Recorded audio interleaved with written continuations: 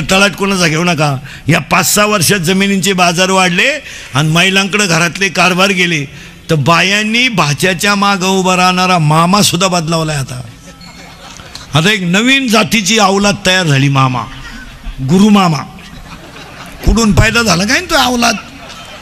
असा भोंगळा करून हल्ला पाहिजे कार्यालयात गुरुमामा. कुठून आले काय ती अवलाद गुरुमामा. महिला मंडळ, आपल्या भावाचा शर्ट फाटलाय, फाटू द्या. त्याची दाढी वाढली, वाढू द्या. पण भाच्याच्या माग उभं राहायला मामा शोभतो हे ध्यानात ठेवा. रक्ताचं नाथ आहे ते. असं काही पैशाच्या गमिंडीवर सगळं चालतं काय? हायवेमध्ये जमीन गेली तर बहीण वादी झाली आणि भाऊ प्रतिवादी झाला. भाऊवादी बहीण प्रतिवादी. ओवळी ते भाऊ राया कोणाला दाखिता?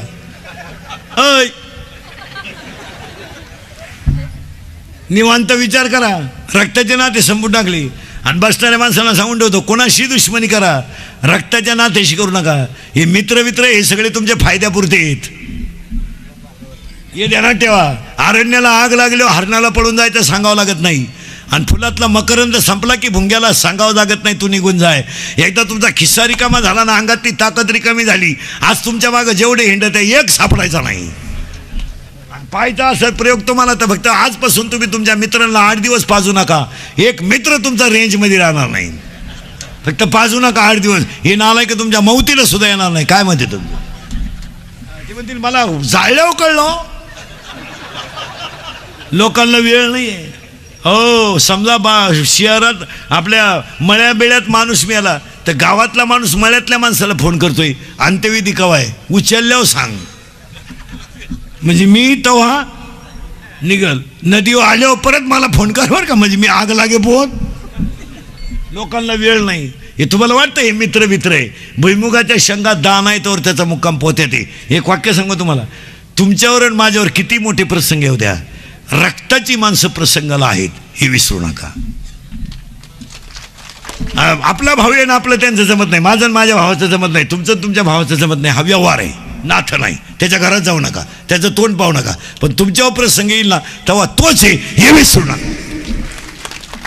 तो तुम्हाला पैसे नाही देणार, पण तुमच्या मुलाला तो म्हणेल अर्धी भाकर खाऊन जाय आणि 1 भाकर डब्यामध्ये घेऊन जाय आणि हॉस्पिटलमध्ये नेऊन दे. पैशाची अडचण असली तर तुझ्या चुलती का माग, कोण म्हणणार? मग देवाने ईश्वरी नाते साध्या बोगस म्हणून निर्माण केले का? बहिणीच्या मागं भाऊच उभा राहावा का, भाच्याच्या मागं मामाच उभा राहावा का? मी बहिणीला जशी साथ दिली तशी तुलाही देईल. आम्ही पैशाच्या कमिटीत मामाच बदलून टाकले. हे डुप्लिकेट नालायक मामांचं काय खरं ते? ती महिन्याला बहिणी बदलावणारी माणसं ती मराल ना तुम्ही घेण्या देण्याचं. घरचाही गेला आणि दारचाही गेला, मामाच नाही राहील. अहो नाथ ते. आणि आपल्या लोकांनी पैशाच्या कमिटीत नाठे सोडून दिले. काय होतं बा आपल्या मागं जनता आहे. जनता एवढी सोपी नाही.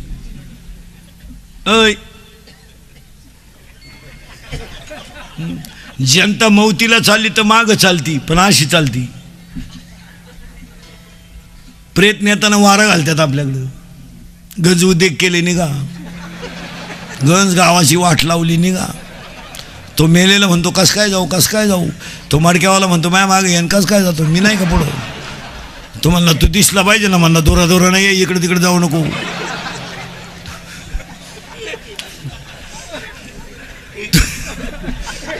तो म्हणला भूक लागली, मग म्हणला भात बांधून आणला. भूक लागली मग म्हणजे काय, भावळाटपणा करू नका. मग थांबल तिथं भात खाईन, तसाच पुढं जाय. मग तिथं दगड ठेवत्यात खून म्हणून, याच्या इकडे त्याला यायचं नाही.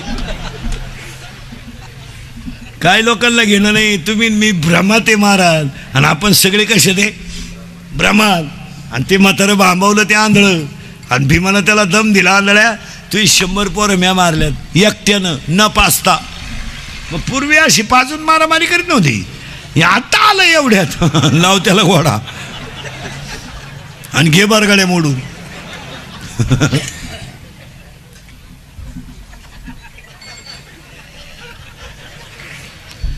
भीमानं त्याला एक वाक्य सांगितलं, तेवढं ऐका.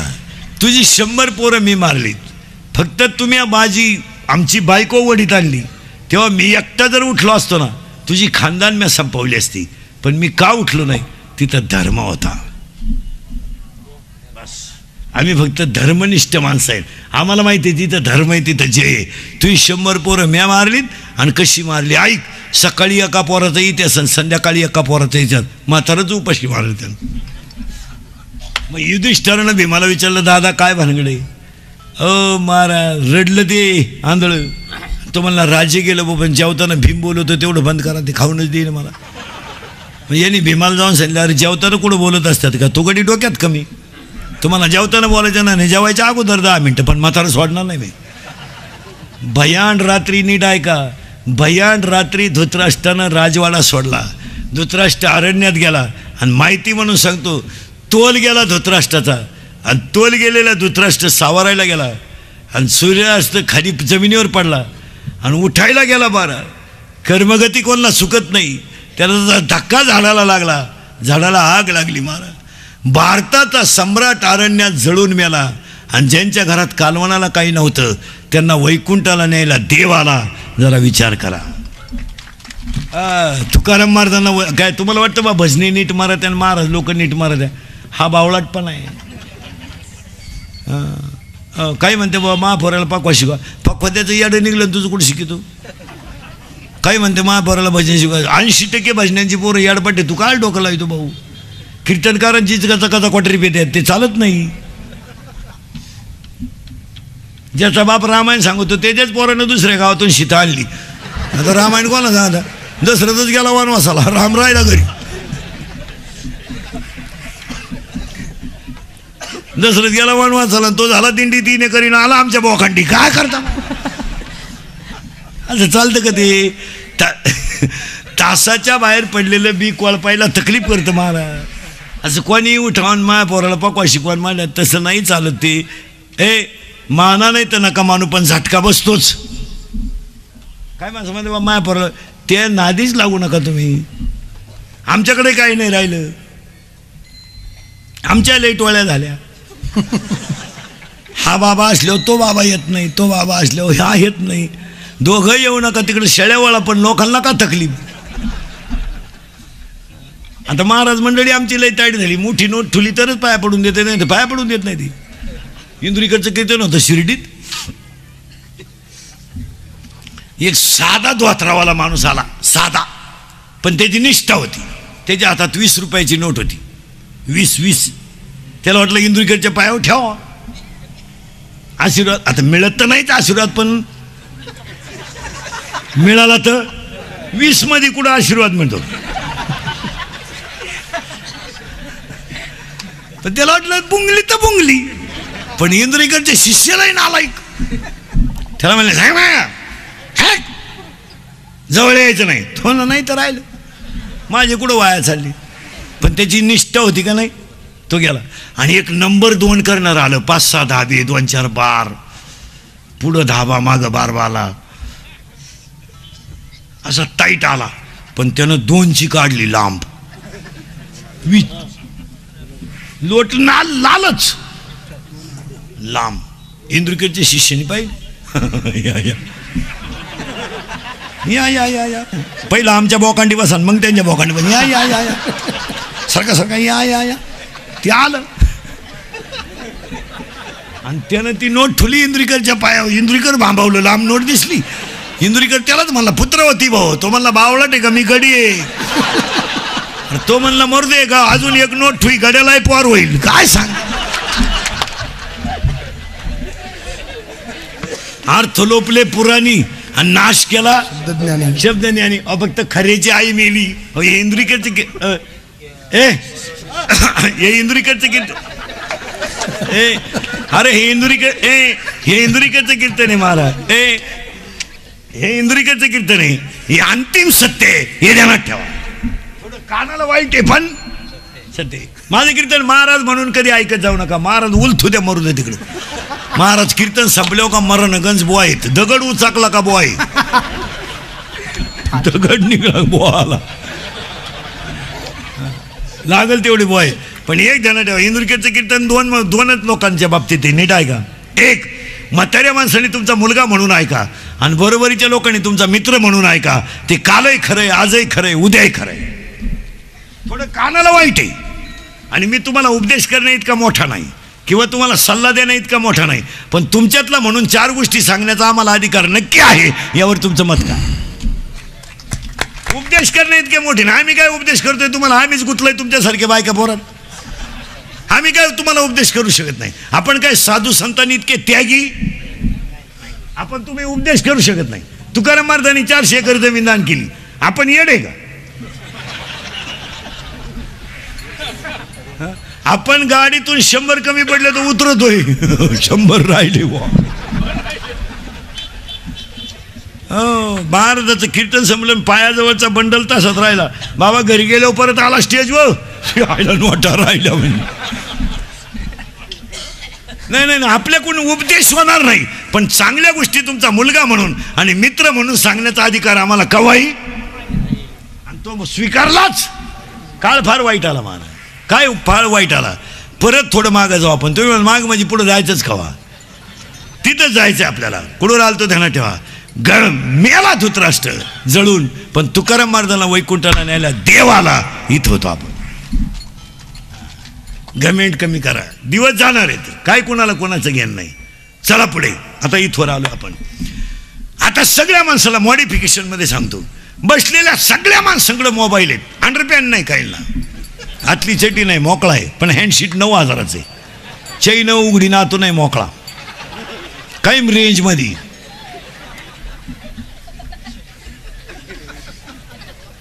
पण एक ध्यानात ठेवा, आपल्या प्रश्नाची उत्तर तुम्हाला मोबाईल फिट करून सांगतो. आता मोबाईलच सांगतो 5 मिनिटात. बसलेल्या कोणत्याही माणसं, सॅमसंग असो, जिओ असो, नोकिया असो, वोडाफोन असो, कोणताही असो, फक्त मोबाईल चालण्यासाठी काय लागतं एवढं सांगा. रेंज. आता उत्तर तुम्ही द्यायचे बरं का. मोबाईल किती किमतीचा असू द्या, तो अवलंबून कशावर आहे? बस तुम्हाला जर रेंज मिळवायची नसेल तर मोबाईलची किंमत 0 आहे. कोटी रुपयाच्या शरीराची किंमत मागच्या जन्मीच्या पुण्याईनं तुम्हाला मिळाली. ही रेंज आहे, ही रेंज आहे. आईबापाचा आशीर्वाद लागेल, मागच्या जन्माचं पुण्य भक्कम लागेल, तेव्हा तुम्हाला हा मोबाईल मिळाला. हे हँडशीट आहे. आता नीट आहे का? हँडशीटला काय लागेल? पहिली रेंज. मग मागच्या जन्मीचं तुमचं माझं पुण्य चांगलं होतं म्हणून शरीर मिळालंय, पुन्हा मिळेलच. बस. आता हा झाला मोबाईल. प्रत्येक माणसाच्या मोबाईल मध्ये बसलेल्या माणसाच्या 100 रुपये बॅलन्स आहे. 100 कशावरून? प्रत्येक माणसाला आयुष्य 100 आहे. हा झाला त्याच्यातला मोबाईल. त्याच्यातले 50 झोपेत गेलेत. आता किती राहिले? मोबाईल बॅलन्स शीट करून देतो तुम्हाला. मग तुमच्या माझे 50 गेले ना झोपेत, मग आपले 25-50 रुपये बोगसच गेलेत. यूट्यूब, फेसबुक, टिकटॉक, पबजी गेले 50. आता मोबाईल मधला बॅलन्स शिल्लक किती आहे? 50. त्यातला 25 नको तिथं घालवला. हॅलो, काय चाललंय? काय नाही. काय हो? सहज. तुला काम नाही का काय? तू उलथू द्या ना, मरू द्या इकडे. तुला काय आठवण आली? मग मरायचं आठवण आली तर. सहज गेले का नाही पैसे बोगस? हॅलो, जेवला का? तो जेवलाय बी फाशी घेऊन मिळालाय बी, तुला काय करत? हॅलो, जेवला का? झोपलाय का? होता नाही का? बालताय? कपडे घालू नये का? मोकळाशी गेले 25. तुमचे माझे 25 असेच गेले ना. कशात गेले? अभंग लिहून घ्या. कशात गेले?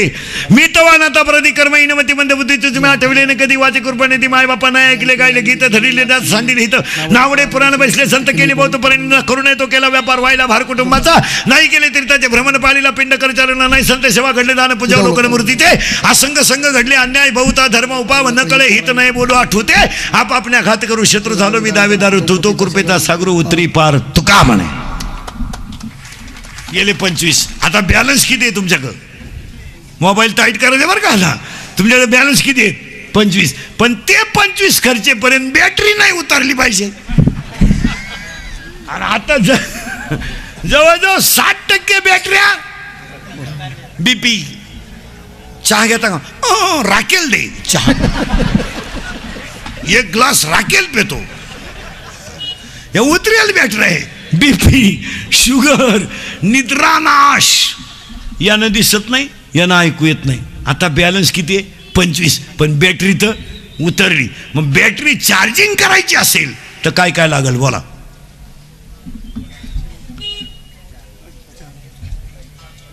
एक लाईट पाहिजे, 2 पिन पाहिजे, चार्जर, त्या चार्जरला पिन पाहिजे. मग ऐका उत्तर. आता उत्तर ऐका. बॅलन्स 25. तुम्हाला अनेक जन्माचे पुण्याईची लाइटिंग तुमच्या जीवनात पाहिजे. 2 संतांच्या कृपेचं चार्जर पाहिजे, चांगलं वागण्याची पिन खोसली पाहिजे आणि भजनाचं बटन दाबलं पाहिजे, तेव्हा हा मोबाईल चार्जर. बटन बिटन खुसून ठेवलं, पिन बिन खुसून ठेवलं, बटनच नाही दाबलं, का हो चार्जिंग होईना? त्यानंच नाही राहील. मरशील ना तसं. भजन केलंच पाहिजे. मग काही अशीच आहे. एक लग्वीला गेलं मोबाईल आला, मग चैन तर खोलावं का नाही?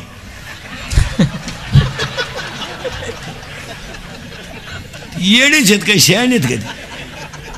ही मोबाईल सतत मोबाईलवर बोलणारी माणसं आहे महाराज, फार चुत्यात गण नाही यांची. यांना धर्म नाही कळत.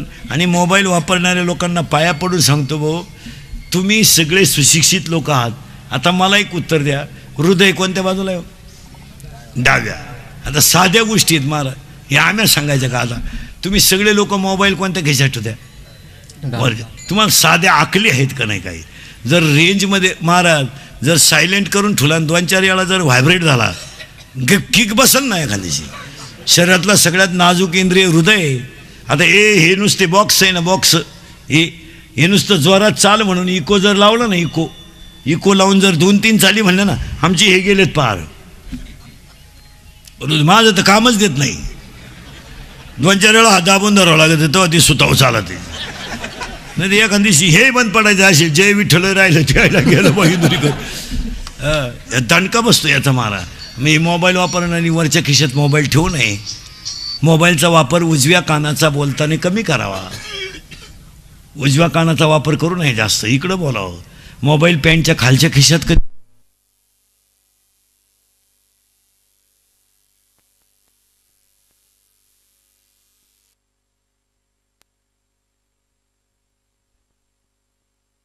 मोबाईल पॅन्टच्या खालच्या खिशात कधी ठेवू नये पोरांनो, ठेवायचं नाही कधी. रेंज जाती माणसाची, रेंज. मग मोबाईल कुठं ठेवावं, कधी देणं ठेवायचं? मोबाईल हा बरेचशा लोकांच्या कमरेला बेल्ट आहे आणि बेल्टला कवर आहे, ती जागा अतिउत्तम आहे. कारण मोबाईलमधून वेव्ज ज्या येतात, वेव्ज त्याचा त्वचेशी संपर्क नको आहे.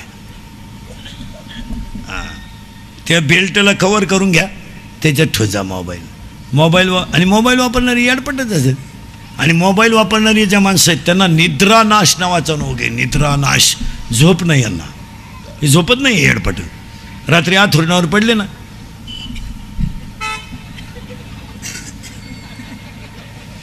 आणि मग त्या अर्धले चित्र, उघडे वाक्य तेच डोक्यात घेऊन झोपत होती.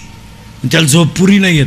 निम्म्या रात्री एकानं गोदडी फाडली, गोदडीच फाडली, टरटरा गोदडी फाडली. त्याचा बापा नाही ना, परदेशी खाट मोडली ना, आज गोदडी फाडली, म्हणजे याला झालं का? त्याची आई म्हणली सावध व्हा, नाही तर उद्या तुम्हाला फाडीला. पण मोबाईल चार्जिंग कधी होईल? संताची